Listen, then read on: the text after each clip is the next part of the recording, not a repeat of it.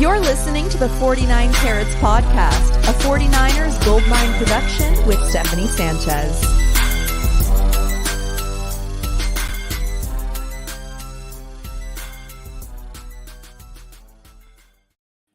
What's going on, everyone? Welcome to another edition of the 49 Carats podcast. I'm your host, Steph. It is Wednesday, March 13th, and today is the very first day of free agency. Monday marked the first day of legal tampering. We got a lot of word on a lot of deals happening.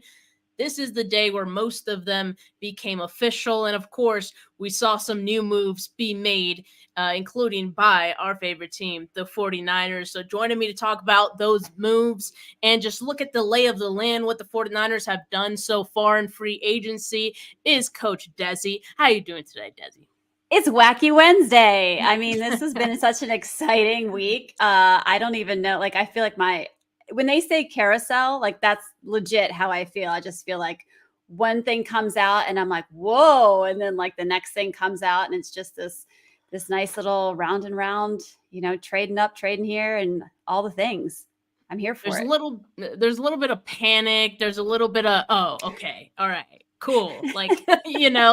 Just back and forth with that. It's a lot of overreactions. And then, of course, there's a lot of excitement in all of this as well. So let's just talk about, there's more than wacky week, says Rick. It's been a crazy week for the 49ers and across NFL. Let's just look back at what has happened so far. And as we do it, we'll pause on what has happened in the last day or so to give that some discussion. So as far as the 49ers who are returning, the 49ers brought back some guys, quarterback Brandon Allen, guard Ben Barch, and safety and special teams ace George Odom. And there were a couple guys who were either extended or restructured their contracts. Fred Warner and Kyle Juszczyk, thank you for your service for giving the 49ers some cap space. And then Colton McKivitz got a 2-year extension. It is technically a 1 year because I think he was still under contract for 1 year. So now he's under contract for the next 2 years till 2025. Which probably doesn't really excite a whole lot of people, but I mean, I think it just means that the 49ers maybe want some competition at the tackle spot, and they do want Colton McKivitz to be part of that. They're not putting all their eggs in one free agent to do that. But yeah, Colton McKivitz will be back with this team.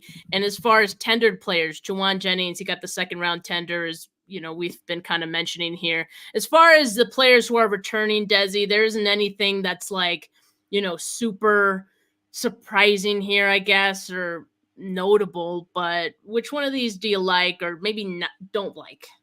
Well, I didn't freak out over McKivitz, so I just feel like I forget if I even heard this somewhere, but I feel like the front office is just loading up because they don't want to be in a situation in the draft where they're desperate for a certain position. So they might as well just fill spots. And then, it's extra credit if you happen to draft that golden guy off the draft. So I mean, I'm taking that with a grain of salt and, trying to bring down any potential hysteria on my end. But, I'm okay. I don't think McKivitz was some random terrible person that caused a lot of badness to the line, but he wasn't someone that was an overwhelming standout. So, it's something for a foundational piece, a rotational piece. Like you said, let's make it a competition. I'm here for that always. George Odom, great. Obviously, I feel like he's impressive and someone that we needed to keep. And of course, Brandon Allen, I mean, we need someone back there since we lost Sam Darnold. Sam Darnold. Already that's forgot right. his name. I know. We used him so much. He was here for one season. You already forgot his name.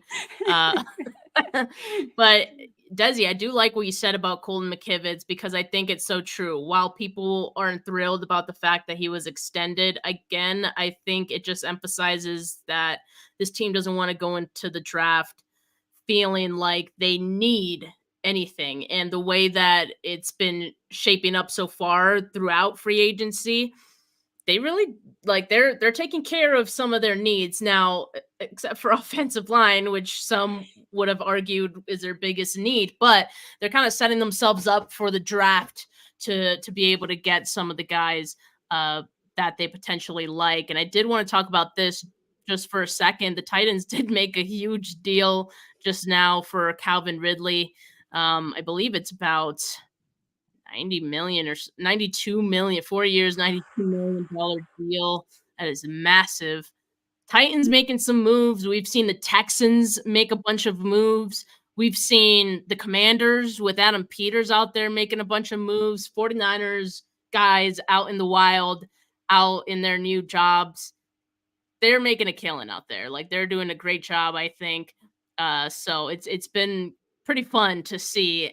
I'm of course a fan of the Niners, but I'm a fan of some of the things they've been doing out there. I'm just saying. So if you see me rooting for the Texans, at some point in the season, that'll be my second team. Don't get mad at me. I'm just saying, don't get mad. That's all right. I think I posted that on your X feed where you said something about maybe the best thing we got out of this was friends or meeting new friends or something. And I was like, can I be friends with D'Amico? Because he is straight up building things down there. So He is. My dude is Yeah. working. The Yeah, he way is. that he's turned that team around in such a short amount of time, I think is really impressive. And I mean, hey, he learned from one of the best. The 49ers did quite a job as well, turning, this team around. So, yeah, we'll just have to see. Okay, just really quickly, because this wasn't something I was planning to talk about, but just some news just broke. There's a lot happening right now.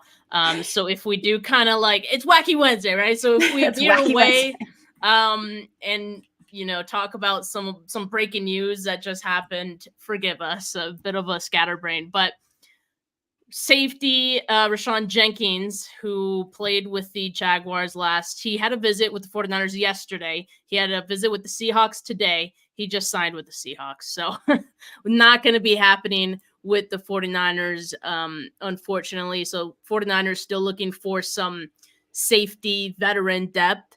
But yeah, we'll keep you posted. And thank you, 49er Media, for bringing that to my attention in the comments, as well as the Calvin Ridley signing as well. So yeah, there's a lot happening on Twitter and in the NFL world. So we're gonna keep you guys updated with all of the latest. Let's talk about some of the 49ers departures, because there's some notable ones here as well. And as always, there's a lot that happens here. This is why the 49ers have basically, they can churn out the comp picks, right? They get them every single year.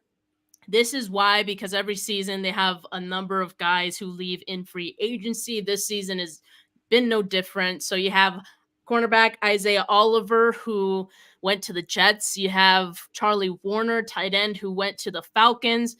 Clelin Ferrell, who went to the Commanders. Shout out Adam Peters again.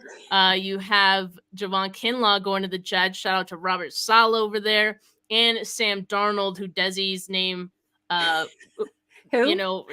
Yeah, exactly. She doesn't even remember his name. And then he went to the Vikings. And then Matt Pryor, offensive lineman this past season, he went to the Bears. But I think the biggest departure of all, and he has yet to sign with another team, but the 49ers have officially released him, defensive tackle Eric Armstead. That's pretty big, right? And we've known about this for a couple of days now, that this was a likely scenario with Eric Armstead. Today, just a few hours ago, it became official. So I mean, Tezzy, what are your thoughts on Armstead leaving?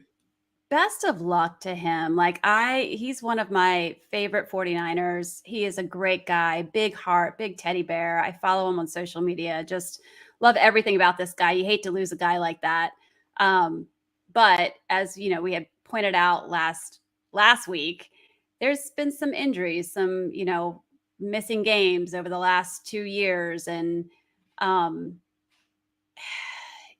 like I had said last week, was with that knee surgery that he had, maybe that's the thing that will, catapult him into a more consistent year next year. But, the way that our D line, as you can see, there's multiple people that have left and exited our D line, and we continue to have problems. Although I would argue that I'm not sure that he was a true problem other than just lack of games, being able to be available for games.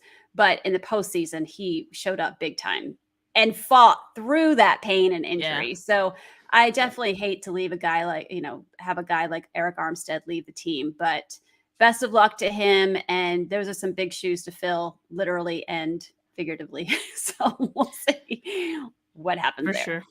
For sure. And yeah, just the several losses on the defensive line so far, it became a huge need for the 49ers in free agency. And in a moment, we'll talk about how they've addressed those so far. But, Eric Armstead had every right to feel upset, about being asked to take a significant pay cut, which is what we heard.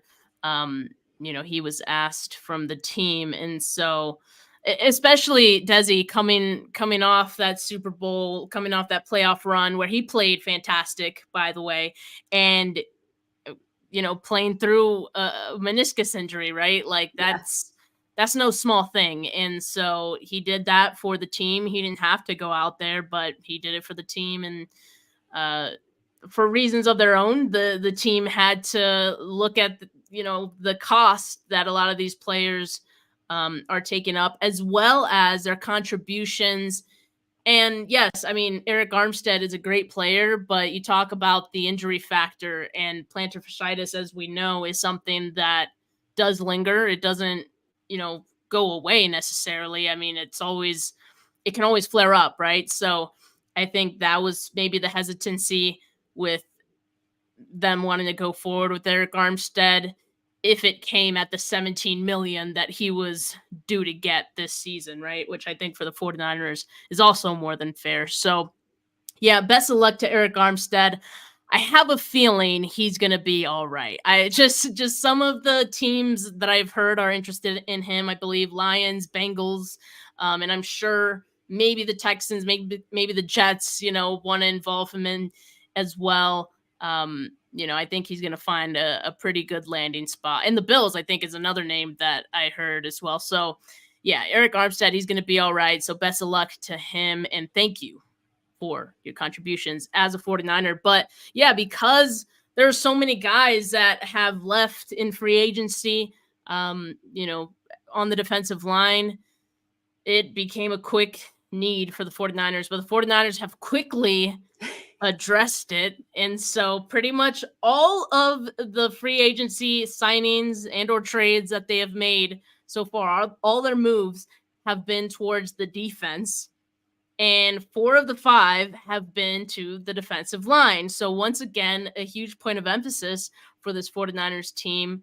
The first move was Leonard Floyd, picking him up. Then Yetur Gross-Matos. Sorry if I don't get that. I'm just gonna chalk it up to being Wacky Wednesday. I can't get names straight today. I can't remember quarterbacks' names, so Yeah, there you go. I mean, it's just that kind of day for us. But he's a defensive end, defensive tackle. So I like him because it gives a team some versatility as to where he can line up.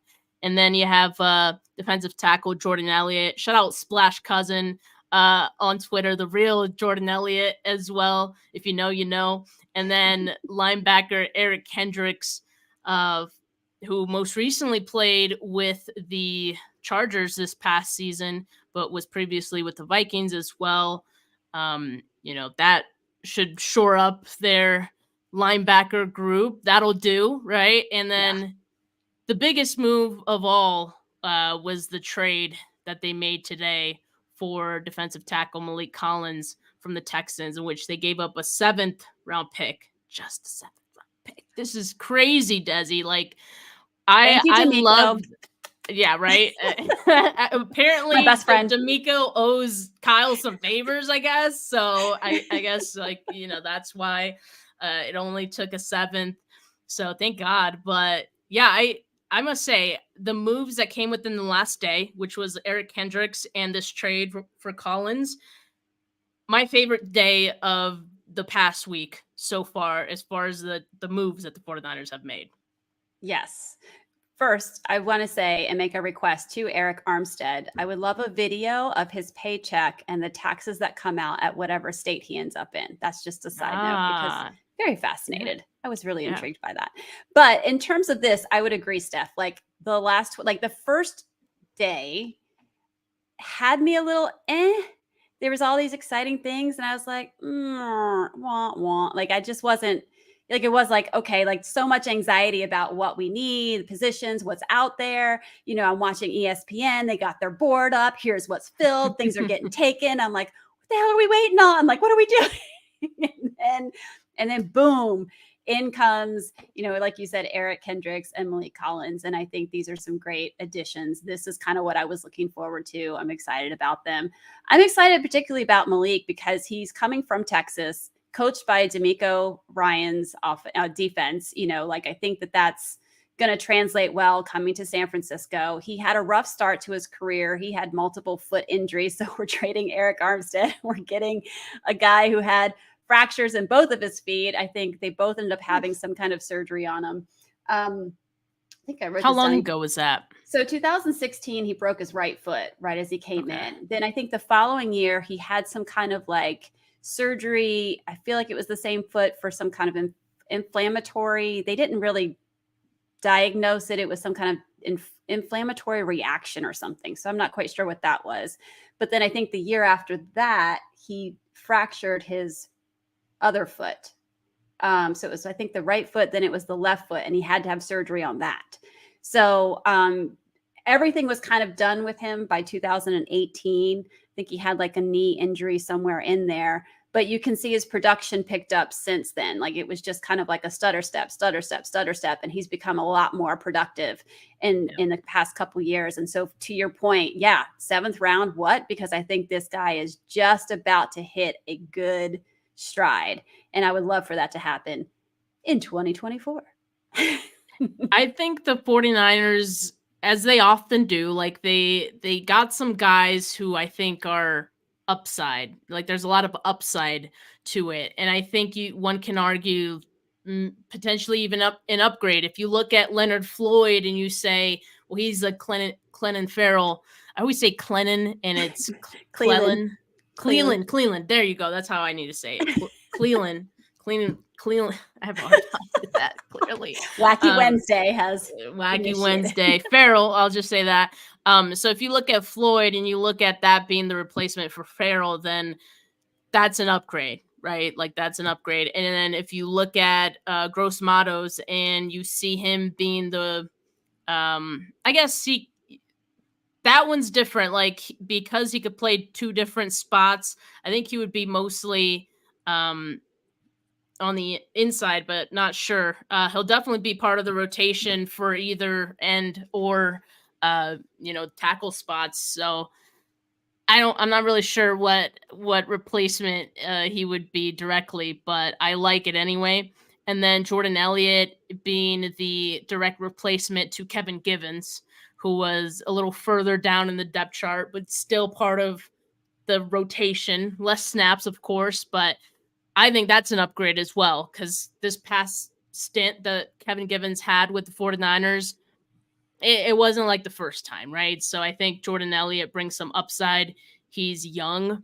That's the one thing with Gross Matos and Elliott and even Collins that I really like. They're very young. And I think that's what the 49ers are kind of banking on. Like, hey, these guys haven't really hit their stride yet. Let's see what they can do with our scheme. And another thing I wanted to talk about as well is, as Golden Dragon number 5 points out here in the comments, Brandon Staley handpicked defensive chess pieces. This is interesting because I think like we weren't really expecting Brandon Staley to have a large say in the defense or just like what they did defensively. But if you look at some of the guys they've picked up, like Leonard Floyd has experience being an outside linebacker, right? And even Gross Matos has that experience as well. That makes it interesting because then you're like, Are they thinking about running some kind of hybrid? And in that case, then Brandon Staley has a little bit more influence than maybe we originally thought. So that's another thing to, I guess, keep in mind with all of these, pickups as well. Eric Hendricks, was with the Chargers this past season as well. So it seems very intentional. Some of the guys that they've chosen so far. Now, if you feel like there's a greater influence by Brandon Staley on the defense, do you like that, Desi, or are you like, does it scare you a little bit?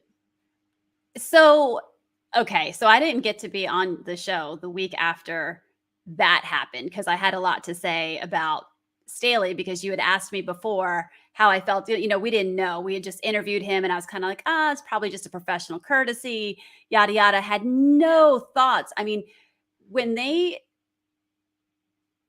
came forward and said, hey, we're going to bring him on as like, we're not sure role, like an assistant role or whatever. I was kind of like, that is brilliant. And I was kind of upset at myself for not thinking about that because that is freaking brilliant. Like one of our complaints as fans, and especially I think after the Super Bowl, is that we felt like Kyle was he was spread too thin. He was doing way too much on both sides of the ball. And this is a great opportunity to have somebody come in that he could trust, that he can delegate to and have with confidence know that it's going to be done the way he wants it done. Right. So that'll free him up. So, and with them pulling up someone who's not used to play calling, has never been a defensive coordinator before, it's good to have someone that can help him figure this out and kind of do this. So I like the collaboration I'm seeing. And it's interesting that you said that these individuals can also swing as kind of a linebacker role, because I kind of saw that as I started looking at these players and I was like, interesting. But I couldn't have explained it as eloquently as you did just now, but it is interesting. I also still, there's a lot of Kyle Shanahan non-supporters out there. And I will say, I do think this man is brilliant and I trust him in his decision-making, right? Like everything he does is so calculated that I don't feel like Brandon Staley is going to go rogue and do something that isn't completely thought out 100% by Kyle Shanahan. So I think I like the setup so far. Yeah, I think you raise a great point that every single decision under Kyle Shanahan goes through Kyle Shanahan, right? So even just these new wrinkles that we're talking about on defense, and I'm open to new wrinkles and maybe some hybrid defense. What I'm not open to is a full like defensive scheme change, right? That would be too much. I don't think Kyle would want that either. So I think there's a certain, I don't know, level that we'll see. There's small bits here and there. And I think that'll just hopefully help the 49ers with being able to confuse offenses, confuse quarterbacks, things like that. You never really know what you're going to get. So, yeah, I feel like splashes would be good, not necessarily a complete 180, but a little splash here and there of a little something different. Yeah. Why not? Try it out. A little dash. Little sprinkle. Little Salt Bay dash, If they're cooking, they're cooking. They need different things. There you go. You need some seasoning in there. Let's go. Not enough seasoning last season, I guess. But yeah, I'm definitely welcome to some of those changes and seeing what that looks like. But I'm happy. I'm happy with the way that they've addressed the defensive line because, like I said, I think there were some worries for me about how they would do it. I think we expected the 49ers to make a big splash. We were told as much, and I almost feel a little gaslit because it didn't happen, right? So it's like, hey, where's the splash signing we were promised, huh? Yeah. And so what they did instead with addressing edge, because we kind of thought that would be the spot they would bring in, big name guy like Danielle Hunter. They kind of split it between two guys, instead of a 20 million plus salary here, take, an average of 10 million between two players, right? And two players that we've kind of said are upgrades over, their previous options that they had there. And I'd say like last season, the 49ers kind of had this 2A, 2B at the edge spot opposite Bosa, right? Like they had two guys who there wasn't like one main starter guy. So I think maybe they feel comfortable doing that again and just like upgrading who they had, going younger with who they have. And yeah, I really love this. The Malik Collins, he's a great pass rusher from the interior. He has a mean spin move. Like if you watch anything about Collins, like you'll see a bunch of spin moves. He could take on double teams. I think that's great. And then going back to linebacker with Eric Kendricks, the reason I like that, he is on the older side, right? I believe he's going to be 30 or 31 this upcoming season. But we needed someone to bring in while Dre Greenlaw's going through his rehab of his Achilles, right? So I think Eric Kendricks, with the experience that he has, with the familiarity that he has with Staley, and then, you know, just the experience that he has in general, I think it'll help, you know, just to be a Band-Aid until Greenlaw comes back. Yeah, I have some stats. I compared side by side Eric Kendricks to Dre Greenlaw just last season. I only took last season's numbers. So solo tackles for Kendricks was 79. Dre had 75. Combined 117 to Dre's 120. Assisted is 38 to Dre's 45. Interceptions was the big glaring difference, which Dre had 4. This was not including postseason. This was only regular season. And Eric had 0. Fumbles forced and recovered was kind of a wash. And sacks, Eric had 3.5 sacks and Dre had 1.5. So interestingly, it looks like maybe Kendricks is a better like push, you know, help the line out a little bit. He's got, you know, some good reads there. And aside as tackling, he's just as good of a tackler as Greenlaw. But maybe if we're looking at that cornerback position now to help more in the secondary, could be interesting. Something that I just kind of was thinking about actually just now. So brain engaged finally. It only took about 30 minutes for my brain to engage today, guys. Sorry. She's here, people. She's here. Welcome. Desi. Yeah, welcome. And just to go back to Collins, because this just came to my mind as well. He's due to get about, I believe, around $8 million this season, which, you know, if you're looking at that, that's way less than what Eric Armstead would have gotten, even if he were to have taken a pay cut, right? So I think you get younger, you get a few $1 million cheaper. And then how about the durability factor of some of these signings, Desi? Because a lot of people brought that up with some of these guys. Leonard Floyd, for example, hasn't missed a game since 2017. Like that was really impressive. And so Gross Matos as well, I don't think has missed a whole lot in his career. So it seems like that is maybe a point of emphasis, right, with some of these signings. Yeah. And for those who don't know, I'm a physician assistant. I've been practicing medicine for over 20 years, including emergency medicine, orthopedics, urgent care, that type of thing. So that's actually the first thing I look at, because I look at the injuries. That's my forte. That's my little contribution to the faithful.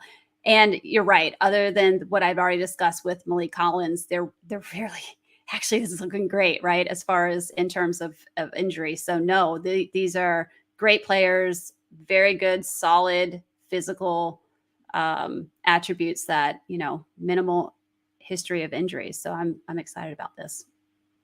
Yeah, I think it definitely speaks to something that they want. they want health to be on their side, and that's important too, because if they hope to make a run in 2024, I know how difficult it is to get back to the Super Bowl after having just made it the season before, and especially if you're the losing team. But I'll say this, like, I think a big part of that is the health factor, and the 49ers, relatively speaking, like they had some good health luck last season, right? And so maybe trying to recreate that a little bit with some of the guys until the Super Bowl. Then it all kind of like came crashing down. It was like when you play Jenga, like they're just pulling like, blocks each and every game, and then it just became too much. The tower came tumbling down all in one game. It was quite the scene. But I think maybe that's something that they want to make sure is they're insulating themselves with health and guys who historically have had good health. So that I definitely like that aspect of it. I do too, 100%. Corey Soto says the Niners splash move is going to be trading Brandon Ayuk. I see it clearly. Well, I don't know about that. Mariah's going to come for you, Corey. Mariah's coming for you. Mariah. Yeah. I mean, look, I'm not saying that it can't happen or that it won't. I see it as unlikely. But what is interesting, and I want to talk to you about this too, Desi, is like earlier today, we did see this report come in. And I guess it was Jason La Canfora who said this on the radio or something like that. And so I'm going to read this tweet off. It's from a radio station. With Ravens creating cap room, some of it could be earmarked for a wide receiver. We heard they reached out to San Francisco about Debo availability. That's a no, at least for now.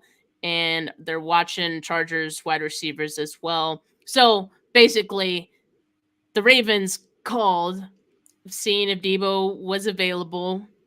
San Francisco said no. Are you surprised that they would have said no just outright? Or do you think like there was some discussion of what it could potentially cost, and that's where the no maybe came from? They hung up on him. So you don't think they'd be interested in any type of trade with Debo at all? Listen, Debo just changed his number. I thought that's what this is about. Debo's now number 1, and he's Samuel Sr. So for those of you who got a 19 jersey, you might need to trade it in. So I don't think that. I think that's the only jersey change we're going to see from Debo.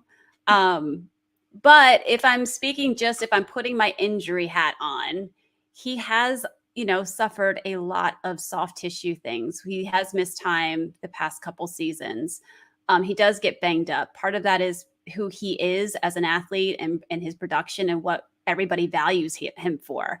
I mean, good job to the Ravens for trying to look at that, because they just got King Henry. I mean, Jesus, what a just aggressive.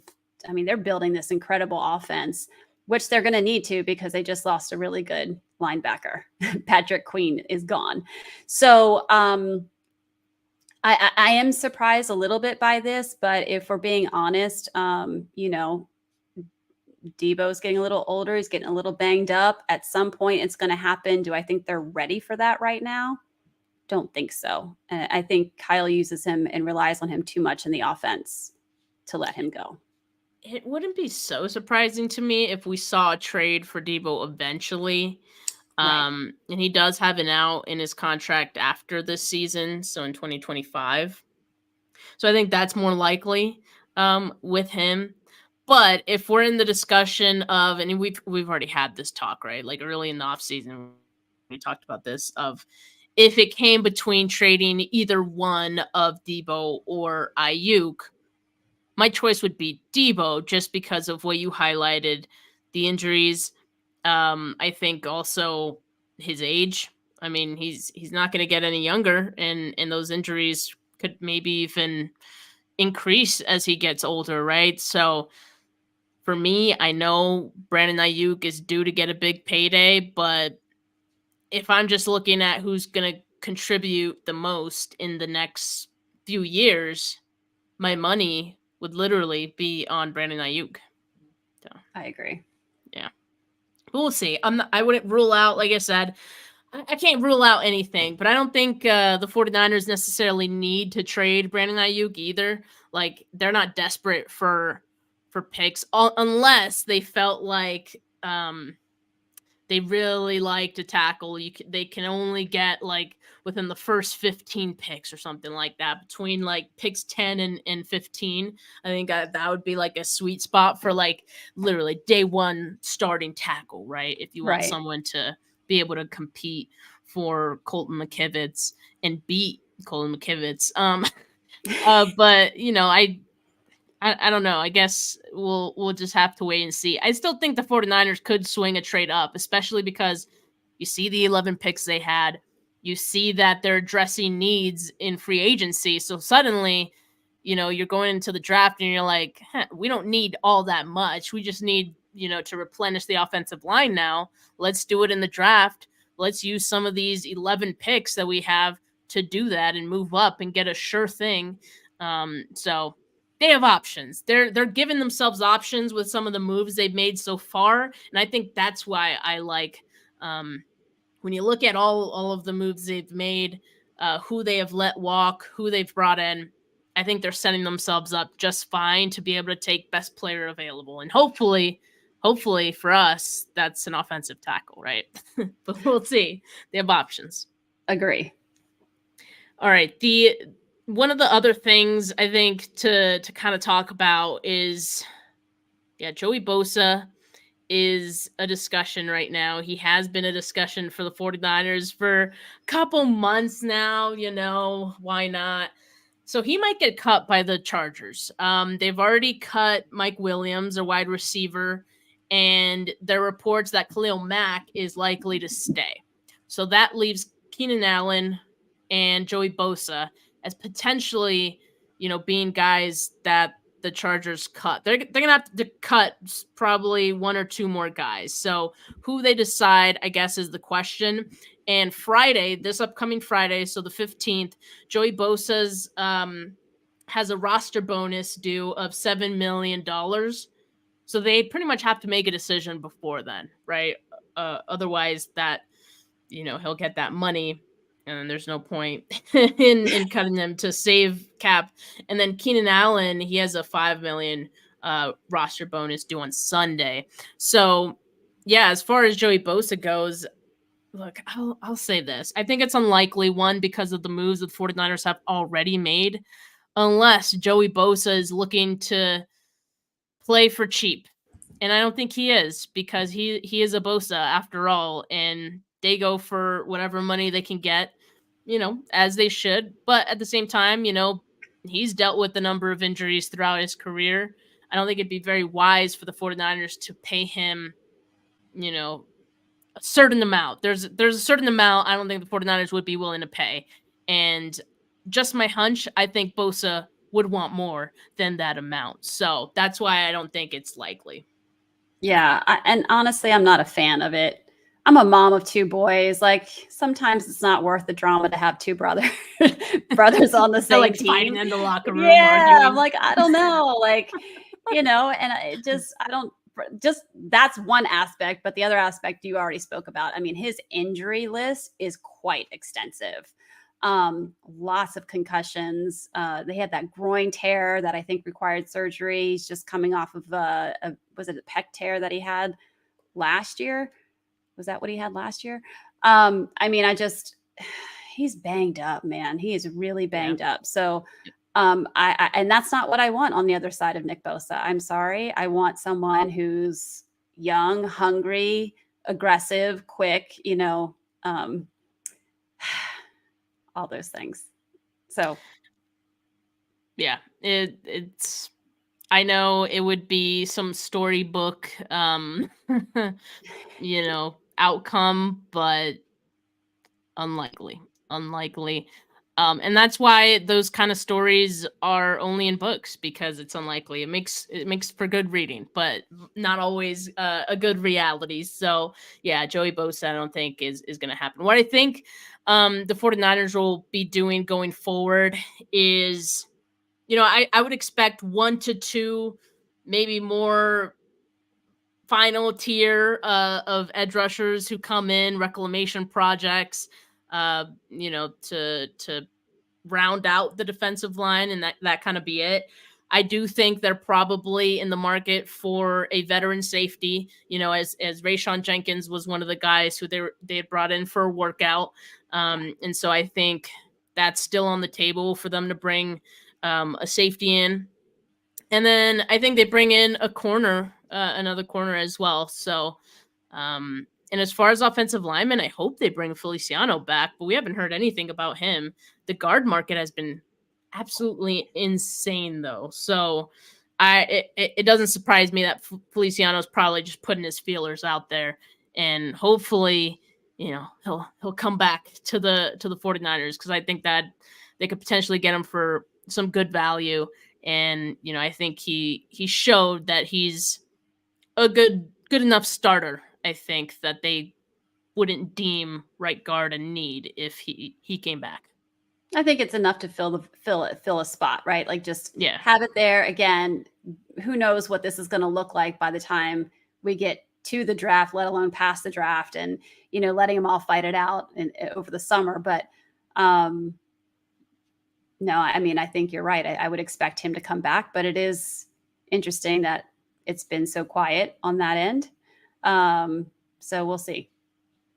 We shall see. And just before we go here, just wanted to update you guys, as I always do, on my draft sheet. We've got another top 30 visit report that came through this morning from Ryan Fowler of the Draft Network. He says that Oregon cornerback Jamal Hill, he is slated to have a top 30 visit with the 49ers. The 49ers, interesting enough, had 2 scouts at Oregon's pro day yesterday, and I was like, who could they be interested in? Well, Jamal Hill, at least one of the guys that they would definitely be interested in, because of that top 30 visit. That's usually a good sign. The 49ers do usually draft a few of those guys that they bring in. So, and then also cornerback Chow Smith Wade out of Washington State is said to have a top 30 visit with the team as well, according to Justin